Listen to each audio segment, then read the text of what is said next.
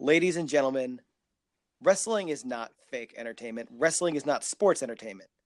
Wrestling is real entertainment. This is The Wire, brought to you by the 28 House. I'm Spazo. I'm Chico.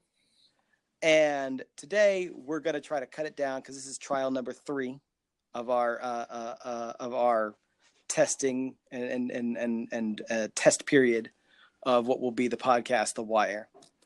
And so we're still working out how we're going to do this. I still got plans for our true purpose for this show, which is to book fiction. Our first subject will be Infinity War once we do that. Looking forward to that. And then the second subject, I was going to throw it to your court and think of a Hyborian wrestling program. And that ball would be in your court. So that'd be yeah. So, but before we do that, all right. So, just want to hear first. You want to hear something I loved and something I hated. One inside of Raw and SmackDown, one outside of Raw and SmackDown. All right. So, let's begin by letting them in, and not basically what happened is I challenged you, and the challenge is as follows. You must find 2 things you loved from wrestling all around for the week and 2 things you hated from wrestling all around the week. The challenge is you have to name 1 good thing from either Raw or SmackDown, and 1 thing you hated has to come from something outside WWE. And the reason for that is because we all know that you've been the most critical of WWE of all of us. Of course, we all have our moments, but I wanted to challenge you to find something nice to say about it. All righty. So let's start with your good things. Okay. And then we'll end with a good Brendan rant. All right. So we're going outside the main roster. But I'm going to stick with NXT. Last time I mentioned the Mae Young Classic. This time I'm going to go straight to NXT.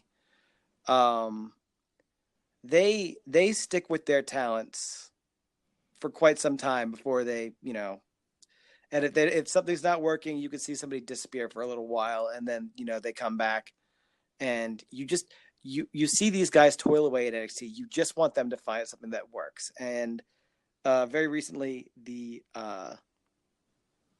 Forgotten Sons made their TV debut. You've seen them live. They've been working live shows for a while.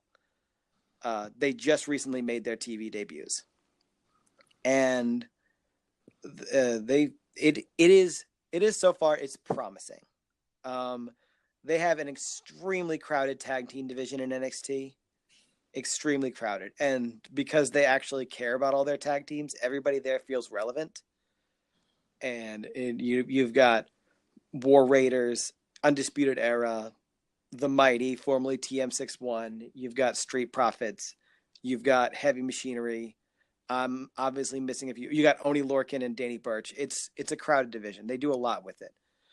These guys, they're off to a good start. So that's a good thing right there. And I'm just going to get that away. That's outside the main roster. Now. All right. On the main roster, I have a hard time just because I tend to avoid Raw and SmackDown for the fact that I don't find them at all entertaining.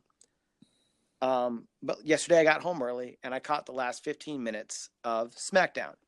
Now I tossed up what this good thing was going to be because I have been told by someone that Ty Dillinger, after being on SmackDown for 2 years and doing absolutely nothing, usually not appearing, is poised to work a program with Randy Orton now. That would be my good thing, except I'm almost certain that's not going to happen. I feel like they had him beat up Ty Dillinger, and then they're going to push him aside and move him on to somebody else because they just do not like Ty Dillinger. So that's not going to be my good thing. Instead, my good thing is actually going to be the end of the show because that's what I caught.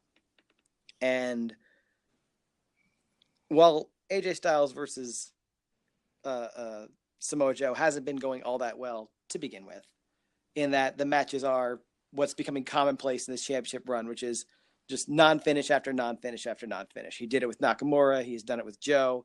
It's just it's getting old. It's really getting old.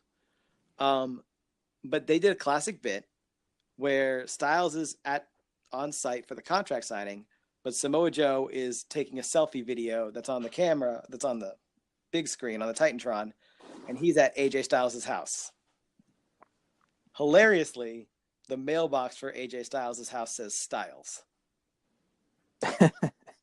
Which was one of my favorite parts. I was just like, and it says Styles in what it may have been one of the cheapest mailboxes with letters they just found yesterday, because I'm almost certain his real mailbox is not going to say Styles. So they had to make a prop and they had to make it fast. And he cuts this classic Joe, sinister promo on that phone in front of their house, in front of a house. Let's just say he's in front of a house. We don't know. So, yeah. And some rando. Yeah. And it's looking really good. It's sounding really good. And at the very end of the promo, and to end the show, he's like, "Daddy's home." And he goes to ring the doorbell, and they says, "Ding dong." And then the screen just goes black. And that's how the show ended. Which is way different than what you're used to seeing. Usually if the screen goes black, they cut back to the ring, and whoever's in there is not mic'd up and has to like react for like 4 or 5 seconds. And like, oh yeah, they have to overact and throw their hands up and oh no. And then like, the little title card appears in the bottom corner. None of that. They literally they went full on TV show and just doorbell, and then screen went black. He rang my doorbell. It was a great finish. Like, it was better than I'm used to. So that's going to get the good. Well, that's interesting.